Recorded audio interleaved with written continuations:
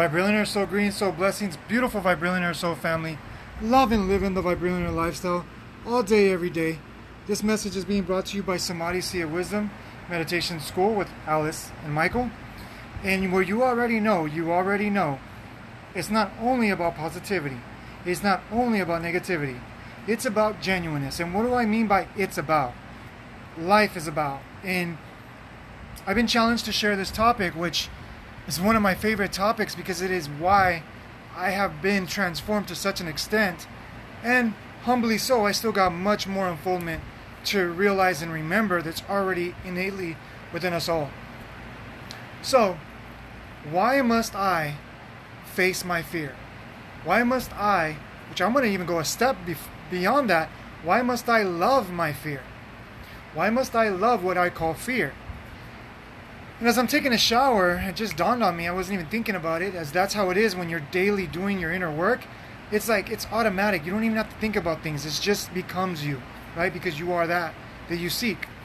So, coming from personal experience, and also remember to ground for life. I forgot to mention in the comments, this is also our daily reminder to remind you to ground twice every day for life.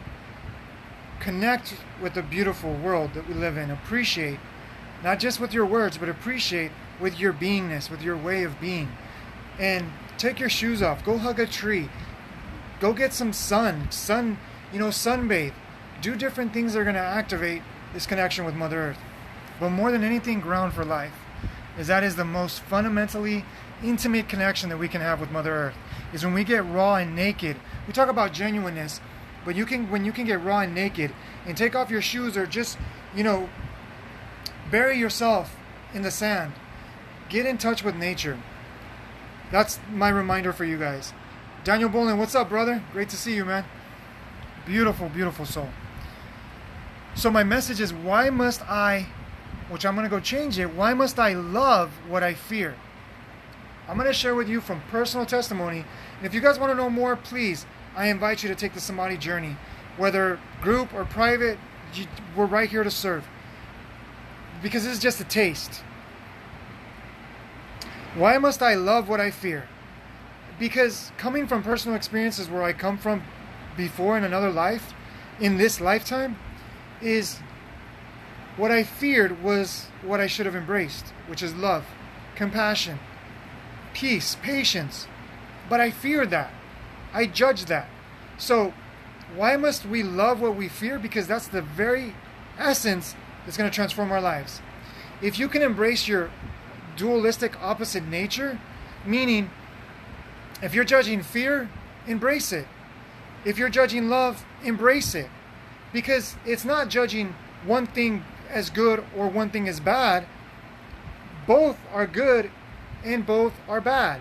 Because too much of something can be critical for your development, because we get used to something, and growth or expansion or unfoldment is not one thing. It is bringing both of yourselves together. So without going too much into this, is that the lifestyle that I come from before, what's up, Bill Sweeney? Blessings, brother. The lifestyle that I come from before is I enjoyed what people call fear. I enjoyed what people call negativity. I enjoyed what people call bad. It shot my adrenaline. It made me feel powerful. It made me feel unstoppable. Well, not feel. It made me think I was unstoppable. It made me think that I couldn't be hurt. In that sense of desensitizing myself with this overly masculine or this overly defensive energy construct, it basically paralyzed me because, in short, by me putting up this wall of I'm tough, I'm unstoppable, I'm unmessable with, right? It put up this wall, but then this same wall that I put up, psychological, right? Not this physical wall, but it put up this psychological, which really feels physical. It put up this psychological wall that didn't let anything in. Nothing can hurt me. But in the same time, I was destroying myself because I was imprisoned by my own psychological wall, that I was unstoppable, that I couldn't be messed with, I couldn't be knocked down. And in a way, that's a good quality, but it's not a good quality to be extreme in. So what I'm getting at is, why must I love what I fear? Is because what I fear is not necessarily good or bad. It's what I'm not familiar with, because we fear what we don't understand. We fear what we can't comprehend. We fear what we logically, rationally, analytically can't comprehend. And if I have not had an experience, I will fear it. This is an unconscious thing. So, when I embrace what I fear, when I embrace what I don't know, I become known to myself. And nobody can do that for me. Nobody can do that for any of us. Only we can do that blessing upon ourselves. So, another thing that's very important to mention is, if I think it's all about, goodness or positivity or beauty, then I'm going to reject what could be my point of transformation. So if I'm only looking what feels good, then I'm only going to be desensitized with what feels good, and I'm not going to have a holistic experience. And in a sense, to bring this really home, is that if we look at trends and styles, they change every 10 years. Now it's becoming more rapid because our consciousness is developing so fast, which is our ego. And the one thing about the ego is it runs from what it doesn't comprehend, but it runs to what it thinks it's good. And when we get caught up in these two dualistic experiences, we will not realize who we truly are, because we'll either run towards something thinking we're somewhere out there, or run away from something avoiding what's within me, that is the wisdom waiting to awaken. So,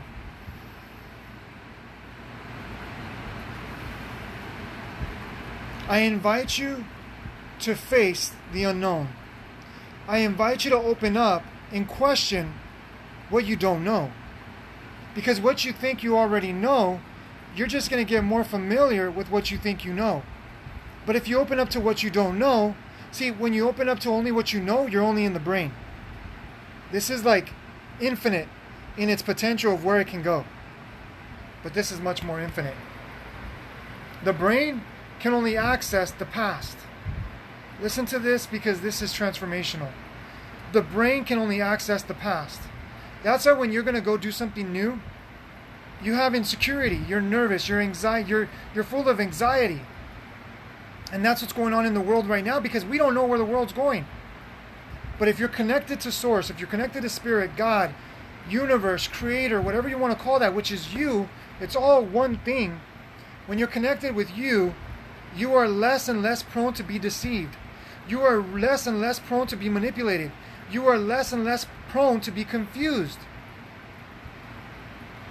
So when you embrace the unknown, you become known within yourself. But if you only embrace the known, you're only being programmed and being manipulated and influenced by what other people are telling you. Blessings, Bill Sweeney. Says, how's it going, Michael? Blessings to you and yours too, brother. Thank you, brother. And I want to honor all of those that are embracing the unknown. Like Bill Sweeney, like Daniel Bolin, like Christian Figs. Thank you for you all embracing the unknown. Because everybody talks about wanting a heaven on earth. Heaven is not known. You cannot know it with your rational mind. You're only going to know a portion of what you think it is. Anyways, going into a class.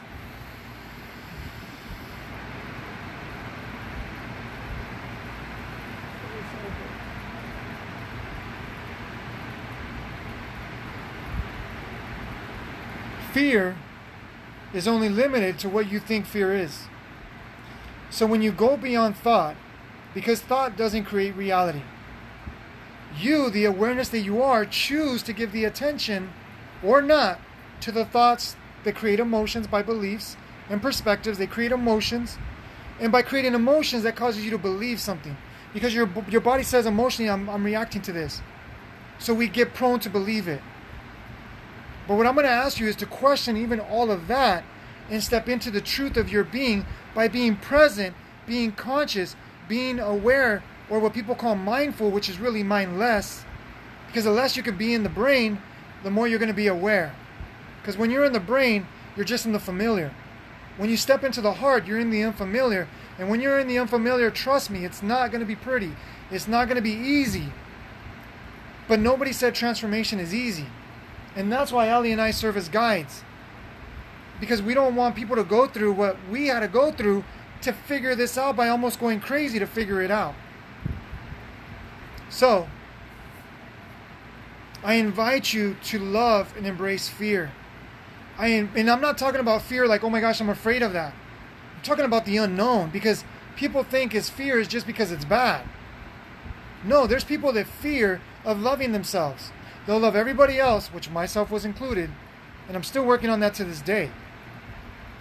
We are so programmed, which we program ourselves, right? Because we program ourselves to forget who we are when we come into this world. And our only job, our number one job, is to forget who we think we are. Because when you forget who you think you are, you access who you know you are. And when you access who you know you are, nobody can affect your freedom. Nobody can affect your sovereignty. Not even all this that's happening out there can affect you. That's what we've been programmed to believe, that others can affect us. That situations, circumstances, and events can affect us. It's up to us. We make the choice. So, when we believe that thought creates reality, that's when we are easily programmed. Because the awareness that you are is giving the attention to what you think you are. But when you go beyond thought, you will not be programmed to believe what you think you are. You'll be affecting your thoughts. That's a game changer. If you just go back and rewind that alone, it'll transform your life. But in order to tap into awareness, you must die to your psychological personality, which in Greek, person means mask. The personality that you believe you are, it's a mask. It's an illusion. We haven't even touched the surface of who we are. And what I was sharing earlier is, when I say step in and love what you fear, because 9 times out of 10, 99% of us are afraid to unconditionally love ourselves. Because we're waiting for something to happen. We're waiting for somebody to show up. We're waiting for an external savior or an external dependent construct. Meaning it could be thought, it could be person, it could be an event. For something to happen for me to feel validated. For me to feel loved. For me to feel valued. For me to feel accepted, recognized, appreciated. Because that's what we all inherently look for, but we forget to look where we already are. When you value yourself, when you love yourself, and I'm talking about unconditional love, that's why it's so important to love what you fear. Because the conditions that you put on yourself, those are the psychological unconscious fears that are transformational if we would face them and appreciate them. Olivia Quintana, thank you for joining us. Blessings. Ronnie Zamudio, thank you for joining us. Blessings. So, this is why my wife and I, we constantly promote meditation. Because the only way to psychologically die to who you think you are is to go to the deathless death. Because I've been dead before. And when you meditate, you tap into the opportunity to die to who you think you are. To die to the familiar. To die to the personality, the identity, the illusion of what you've been convinced and what you convince yourself to believe you are. And when you can die to who you think you are, nobody can touch you out here. Somebody can cut you off in traffic. And you'll snap, but you'll catch yourself in the snapping because, wait a minute, this is an opportunity to activate my inner energy. Because when you can let go, it's an effortless surrender. When you can let go of this world affecting you, no matter what, you will awaken inner energies that cannot be awakened through the brain. You awaken inner energies within yourself when you surrender to letting others or things dictate or affect your reality.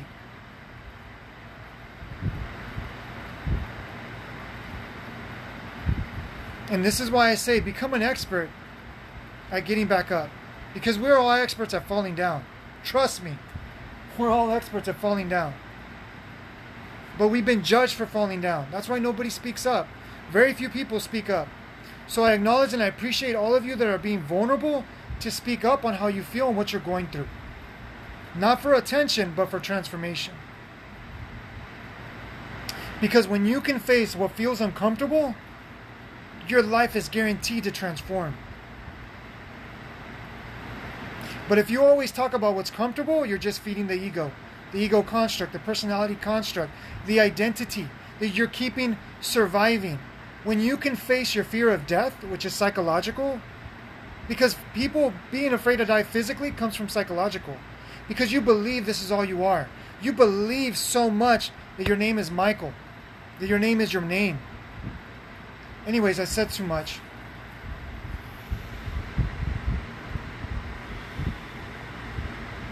All of this has no use, no cause whatsoever if we don't apply it. All of what I said is just words. It's just blah, blah, blah, blah, blah, blah, blah, blah, blah. What are you going to do with it? If it resonates with you, if you're feeling this, if it's causing you to say, I'm sick and tired of being sick and tired, then die to who you think you are. Because who you think you are is the limitation of the thoughts that you think you are.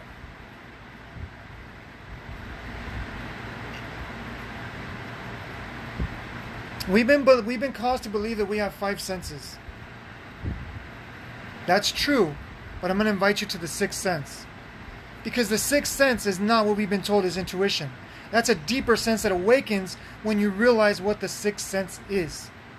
The 6th sense is you believing the thoughts that you're thinking. The 6th sense, in the ancients, they knew that the 6th sense was the identity that we personalize with thoughts. Because we believe what we see. And then when we mature, we don't believe what we see. This is faith. We believe what we hear because we believe what we're being told. When we mature, we let go of believing what we're being told. We believe what we're smelling. But when we mature, we realize that there's something more that we can smell, that we can activate within here. And then we believe what we say and what we're not saying. But when we're mature, we realize that what we're saying or what we're not saying is basically limited or available to what we're really speaking within our hearts.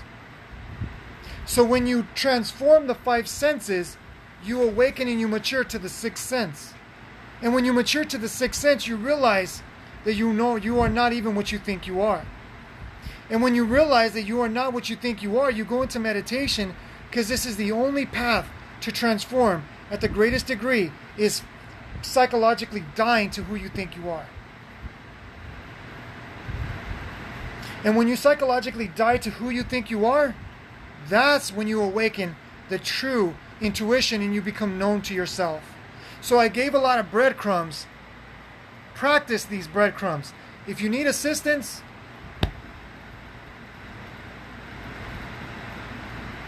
please reach out. Blessings, Drake Pearson. Blessings, Deborah Sweezy. Howdy, my friend. Lorena says, love you. Lorena Bees, we love you so much, beautiful soul. And we're going to get together very soon. We love you. And for those of you that are open to taking the Samadhi journey, reach out to us. We'll work with you however we can work with you. Because we don't desire to fall asleep when it's our job to give back from what we've been blessed with. And we want to transform, that's the ego. I can't transform anybody. We want to serve as a catalyst, as the mirrors of the examples of what's possible for every single one of you that's ready to step into the greatest version of you, the most genuine version of you. Because when I say great, I mean genuine. I'm not talking about great as somebody having more or somebody being able to do more than you. What I'm saying is the greatest, most genuine version of you. Because great is just genuine.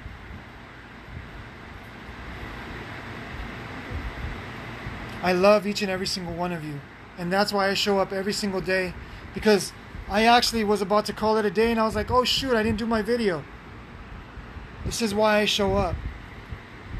And each one of you, I'm so grateful to each one of you. Even if I don't know you, I'm grateful for you, because by showing up, You're perpetuating this energetic potential, this magnetic potential, this electromagnetic potential, which is the yin and yang, the masculine and the feminine, the positive, the negative, the up and the down, the left and the right, the light and the dark, the shadow and the brilliance that we all are. So, face and love what you fear, because that is your best friend. Because what you face, what you love, of what you fear, you're going to realize it's greater than any teacher, any guru, anybody that can tell you anything, because only you know yourself to the greatest degree. Nobody else knows you better than you.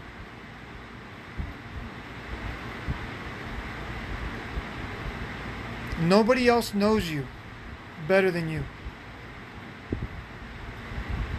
But there are people that have worked within themselves, like Ali and I, that we know ourselves to such a degree. And humbly so, I don't know anything. That we are here to assist, we're here to serve. As much as we reawaken or realize or remember, we unfold, we're going to share with all of you. And on a private level, we're going to share it to another degree. On a group level, we're going to share it to another degree. So, as you can show up, as you can come, we're right here, ready, willing, honored, humbled, aware enough to serve. Thank you, everyone. Blessings. Deborah, love you too. She says, hi, Ali girl. If you are here, she's right here. She sends her love. We love you all. Blessings, blessings, blessings. Enjoy the unfoldment of not what you've been searching for, because you can't search who you are. Remember that what you're looking for, what you're working for, what you're trying to attain, you're contradicting yourself if you don't love and sit with you right here, right now. Stop the search. Stop the insanity and awaken to who you are. Blessings. Oh, Ali's telling me not to hang up. Oh, she's leaving a message. Because when I click off, her message erases. I love you all. And I love you all because I love me all. I love you all because I love the most darkest part of myself, and I love the most brilliant part of myself. And that's unconditional love. Blessings, everyone. Enjoy your evening and have a beautiful, brilliant, unfolding, magical, luminous day, life experience. Mwah.